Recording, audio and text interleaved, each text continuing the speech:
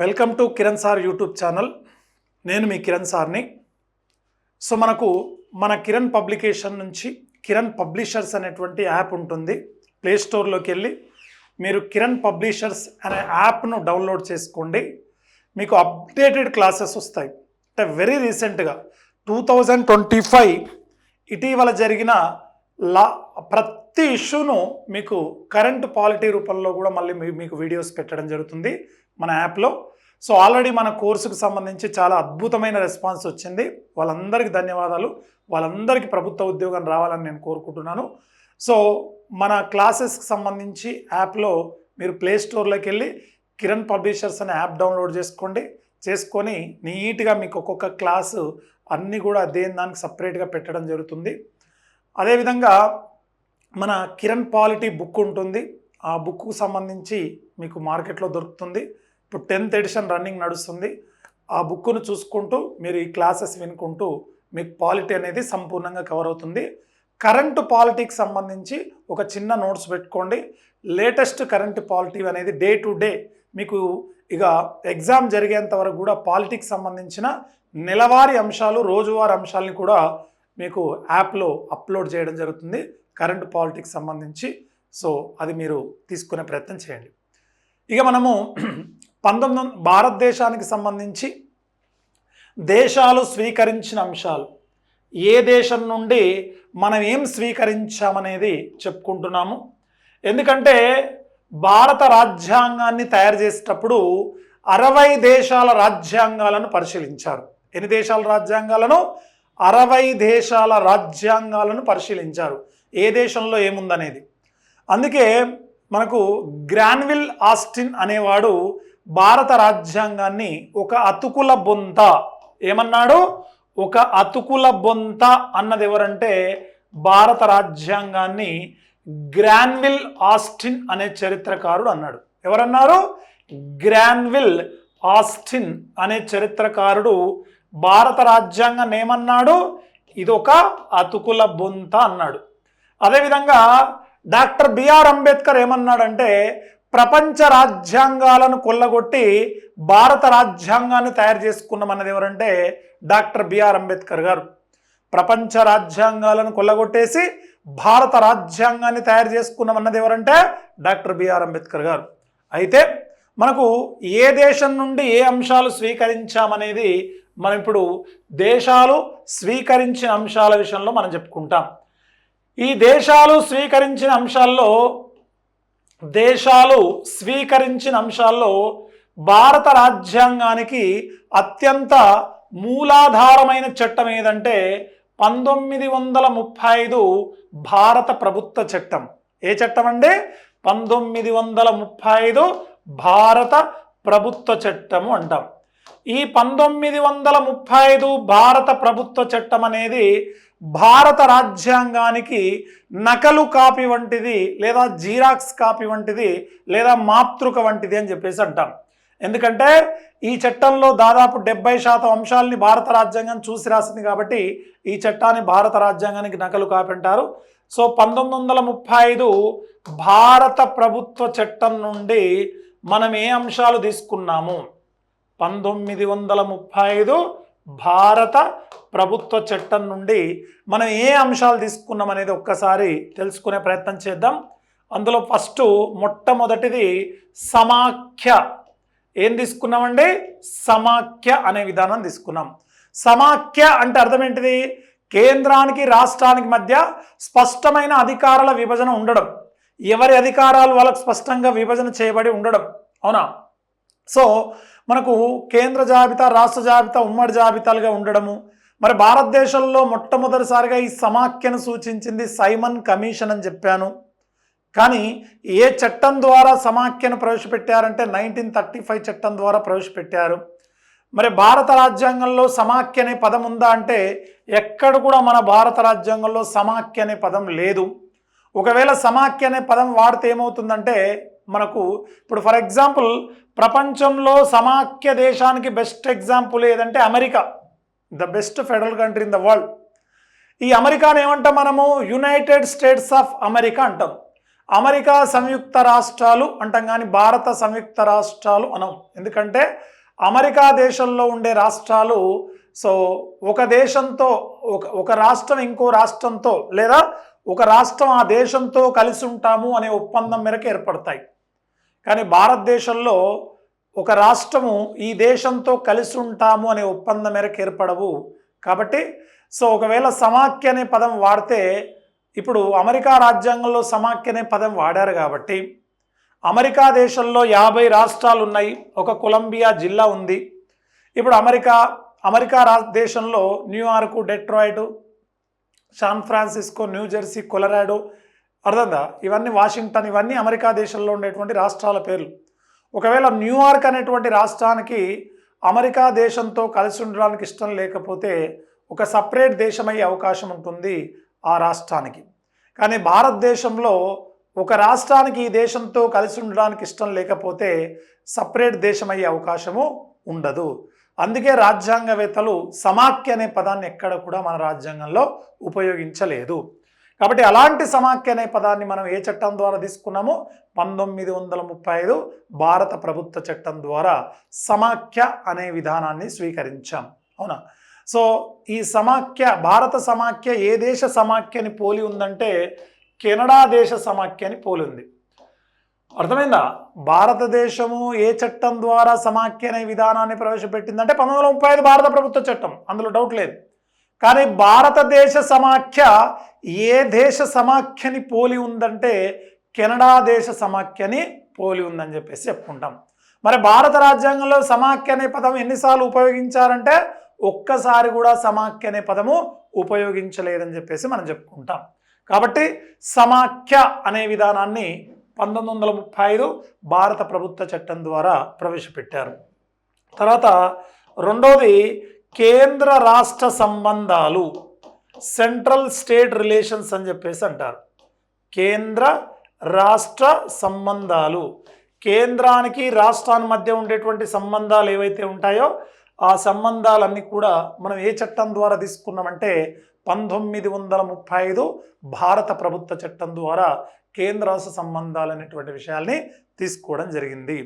మనకు తెలుసు కేంద్ర రాష్ట్రాల మధ్య శాసనపరమైన, పరిపాలనపరమైన, ఆర్థికపరమైన సంబంధాలు అనేవి ఉంటాయని. సో మరి ఈ సంబంధాలన్నిటిని కూడా మనకు స్ఫూర్తి ఏదంటే 1935 భారత ప్రభుత్వ చట్టము. అదేవిధంగా మూడోది సుప్రీంకోర్టు. ఏంటంటే సుప్రీంకోర్టు. ఈ సుప్రీంకోర్టునే అప్పట్లో ఏమనేవాళ్ళు? ఫెడరల్ కోర్ట్ అనేవాళ్ళు. ఏమనేవాళ్ళు? ఫెడరల్ కోర్ట్ అనేవాళ్ళు. యాక్చువల్గా భారతదేశంలో మొట్టమొదటి సుప్రీంకోర్టును 1774లో కలకత్తాలోని పోర్ట్ విలియంలో ఏర్పాటు చేశారని చెప్పుకున్నాం. తర్వాత 1774 తర్వాత 1935 చట్టం ద్వారా 1937లో ఫెడరల్ కోర్టును ఢిల్లీకి మార్చారని చెప్పుకున్నాము. సో మరి ఈ ఫెడరల్ కోర్టు ఇచ్చే తీర్పులే అంతిమం కాదు. ఇంగ్లాండ్ దేశంలో ఉండే ప్రివీ కౌన్సిల్ కూడా అప్పీల్ చేసుకోవచ్చు. 1935 చట్టం ద్వారా ఏర్పడిన 1935 చట్టం ద్వారా 1937లో ఏర్పడిన ఫెడరల్ కోర్టు తీర్పులే అంతిమం కాదు, అవి ఇంగ్లాండ్ దేశంలో ఉండే ప్రివీ కౌన్సిల్కు అప్పీల్ చేసుకోవచ్చు అని చెప్పుకున్నాం. సో అలాంటి సుప్రీంకోర్టు లేదా ఫెడరల్ కోర్టు అనేటువంటి విధానాన్ని మనం ఏ చట్టం ద్వారా తీసుకున్నామంటే 1935 చట్టం ద్వారా తీసుకున్నాము.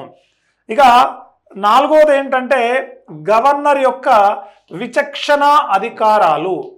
గవర్నర్ యొక్క విచక్షణ అధికారాల గురించి గవర్నర్ విచక్షణ. సో రాజ్యాంగం ప్రకారం గవర్నర్ గారికి కొన్ని విచక్షణ అధికారాలు అనేవి ఉంటాయి. ఆ విచక్షణ అధికారాన్ని మనం ఎక్కడి నుంచి తీసుకున్నామంటే 1935 భారత ప్రభుత్వ చట్టం ద్వారా తీసుకున్నాము.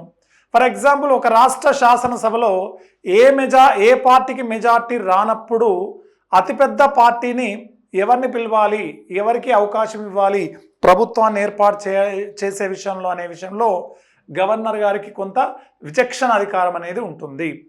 అట్లాంటి విచక్షణ అధికారాలన్నీ మనం ఏ చట్టం ద్వారా తీసుకున్నామో 1935 చట్టం ద్వారా తీసుకున్నాము. తర్వాత ఐదోది వచ్చేసి ఆర్టికల్ 356. ఆర్టికల్ 356 రాష్ట్రపతి పాలన, ప్రెసిడెన్షియల్ రూల్ అంటాం. ఆర్టికల్ 356 రాష్ట్రపతి పాలన ప్రెసిడెన్షియల్ రూల్ అని చెప్పేసి అంటాం. సో ఆర్టికల్ 356 రాష్ట్రపతి పాలన అనే విధానం ఏదైతుందో ఆ విధానాన్ని మనం ఏ చట్టం ద్వారా తీసుకున్నామంటే 1935 భారత ప్రభుత్వ చట్టం ద్వారా తీసుకున్నాము. ఒక రాష్ట్రంలో రాజ్యాంగ యంత్రాంగం వైఫల్యం చెందినప్పుడు ఏ పార్టీకి మెజార్టీ రాక ప్రభుత్వాన్ని ఏర్పాటు చేయకపోతే సో ఒక రాష్ట్రంలో రాష్ట్రపతి పాలనను విధిస్తారు గవర్నర్ నివేదిక అనుసారము. మరి అటువంటి రాష్ట్రపతి పాలన విధించే విధానం ఏదైతుందో దాన్ని మనం ఎక్కడి నుంచి తీసుకున్నామంటే 1935 భారత ప్రభుత్వ చట్టం ద్వారా స్వీకరించామని చెప్పేసి మనం చెప్పుకుంటాం. అవునా? ఆ తర్వాత మనకు ఆరోది వచ్చేసి పబ్లిక్ సర్వీస్ కమిషన్లు. సో పబ్లిక్ సర్వీస్ కమిషన్ అనేది కేంద్ర స్థాయిలో యూపీఎస్సీ అనేది ఉంటుంది, యూనియన్ పబ్లిక్ సర్వీస్ కమిషన్. రాష్ట్ర స్థాయిలో రాష్ట్ర పబ్లిక్ సర్వీస్ కమిషన్లు అనేవి ఉంటాయి.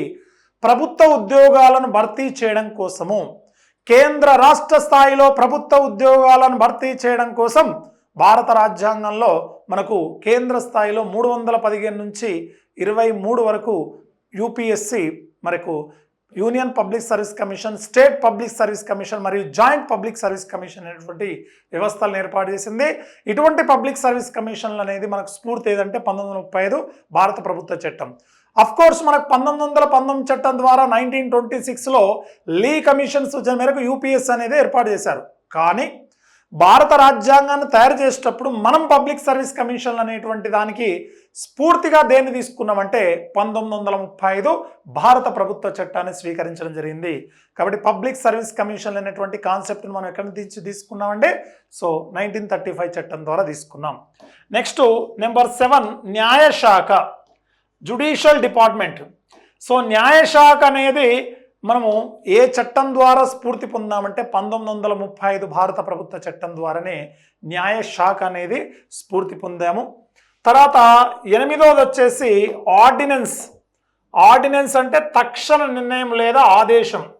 సో ఏదైనా సరే ప్రభుత్వం ఒక తక్షణ నిర్ణయం తీసుకోవాల్సి వచ్చినప్పుడు కేంద్రంలో అయితే పార్లమెంటు, రాష్ట్రంలో అయితే శాసనసభ సమావేశంలో లేనప్పుడు కేంద్రంలో రాష్ట్రపతి, రాష్ట్రంలో గవర్నర్ జారీ చేసేదే ఆర్డినెన్స్ లేదా తక్షణ నిర్ణయము. తక్షణ అవసరాల కోసం భారత రాష్ట్రపతి, గవర్నర్లు జారీ చేసే ఆదేశం లేదా ఆర్డినెన్స్ ఏదైతుందో అది మనం ఏ చట్టం ద్వారా తీసుకున్నామో 1935 భారత ప్రభుత్వ చట్టం ద్వారా తీసుకున్నాము. కాబట్టి ఆర్డినెన్స్ అనేది 1935 చట్టం ద్వారా తీసుకున్నాం. ఇంకా ఏం తీసుకున్నాం 1935 భారత ప్రభుత్వ చట్టం ద్వారా అంటే ఇన్స్ట్రుమెంట్ ఆఫ్ ఇన్స్ట్రక్షన్. ఏం తీసుకున్నాము?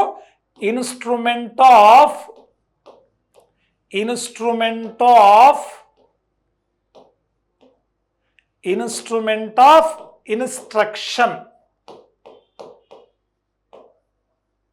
ఇన్స్ట్రుమెంట్ ఆఫ్ ఇన్స్ట్రక్షన్ అనే విధానాన్ని మనం ఎక్కడి నుంచి తీసుకున్నామంటే 1935 భారత ప్రభుత్వ చట్టం ద్వారా తీసుకున్నాం.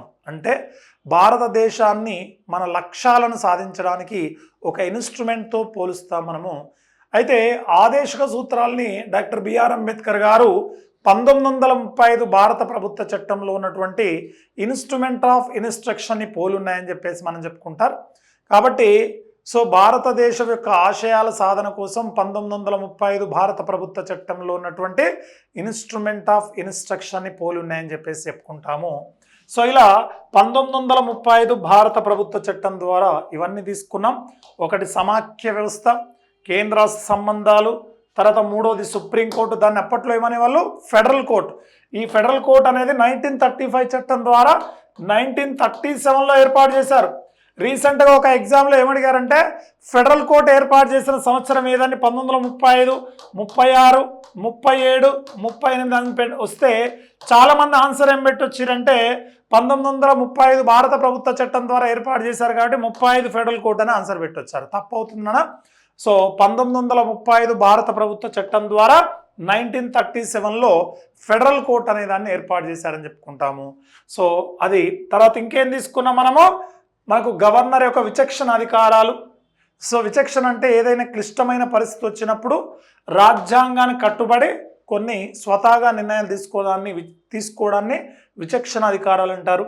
తర్వాత ఆర్టికల్ 356 రాష్ట్రపతి పాలన, ప్రెసిడెన్షియల్ రూలు, తర్వాత పబ్లిక్ సర్వీస్ కమిషన్లు, తర్వాత న్యాయశాఖ, తర్వాత ఆర్డినెన్సు, తర్వాత మనం చూస్తే ఇన్స్ట్రుమెంట్ ఆఫ్ ఇన్స్ట్రక్షన్స్. ఇవన్నీ కూడా మనం ఏ చట్టం ద్వారా తీసుకున్నామంటే 1935 భారత ప్రభుత్వ చట్టం ద్వారా స్వీకరించామని చెప్పేసి చెప్పుకోవాలి. ఓకే.